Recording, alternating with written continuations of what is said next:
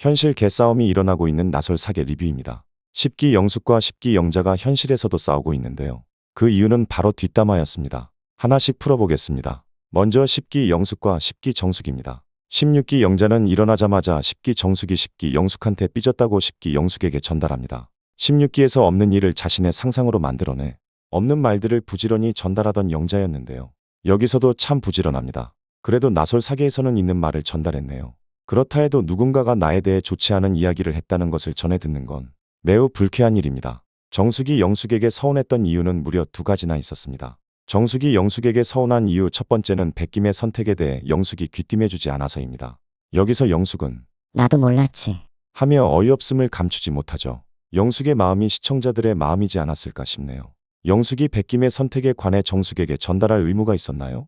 영숙과 정숙 둘이서 새끼손가락 걸고 그러자고 약속이라도 했나요? 미래에 일어날 백김의 선택을 영숙이 어떻게 아나요? 정숙은 밤새도록 백김의 뒷담화를 하는 것으로도 분이 풀리지 않았나 봅니다. 정숙님, 백김과 자신의 일은 백김과 자신 딱 둘의 일입니다. 둘 사이에 일어난 모든 일에 제3자의 개입은 없었습니다. 본인도 잘 알지 않나요? 백김에게 풀리지 않는 화 때문에 영숙에게 분풀이하는 것으로 밖에 안 보입니다. 참 못났습니다. 정숙이 영숙에게 서운했던 두 번째 이유는 방송이 끝날 무렵에 나옵니다.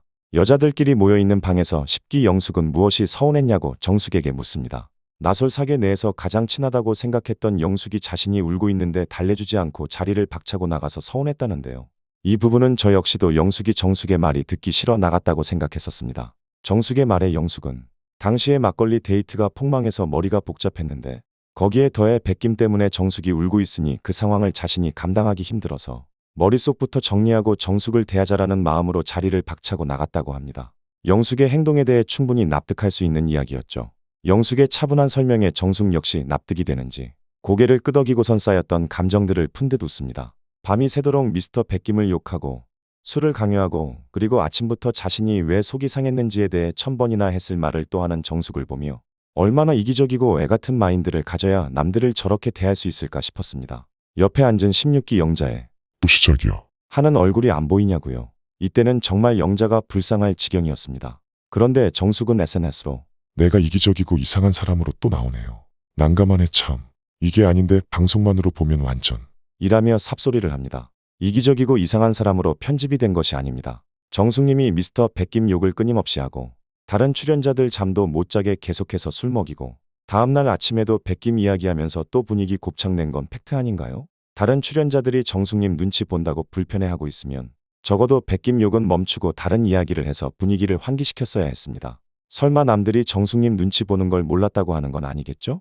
그 정도 눈치도 없으면 정숙님은 백김을 욕할 자격이 없습니다. 그뿐인가요? 술을 먹지 않으려는 미스터 배에게 부산 남자 의리를 들먹이며 강요를 해서도 안 됐습니다. 다음 날에도 또 백김 이야기를 하면서 분위기 침울하게 만들지 않았어야 했다고요. 미스터 백김이 한 행동은 정말 마음에 안 들지만 단 한 번의 행동으로 이틀 동안 백김을 천하의 쌍놈으로 만들게 욕을 해댔으면 다른 사람들이 정숙님 잘못을 잘못했다고 말하는 것에 대해 억울해하는 건 너무 염치 없는 거 아닐까요? 이기적이고 이상한 사람으로 보이기 싫으면 이기적이고 이상한 일을 안 하면 됩니다. 사람은 고쳐 쓰는 거 아니다.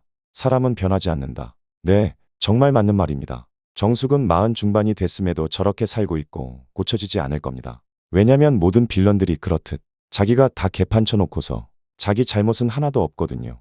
정숙에게 장점이 없는 건 아니지만 단점이 너무 치명적입니다. 감정적이고 자기밖에 모르고 드라마 퀸 그 자체입니다. 이런 사람은 일반 사람들이 감당하기에 너무 벅찹니다.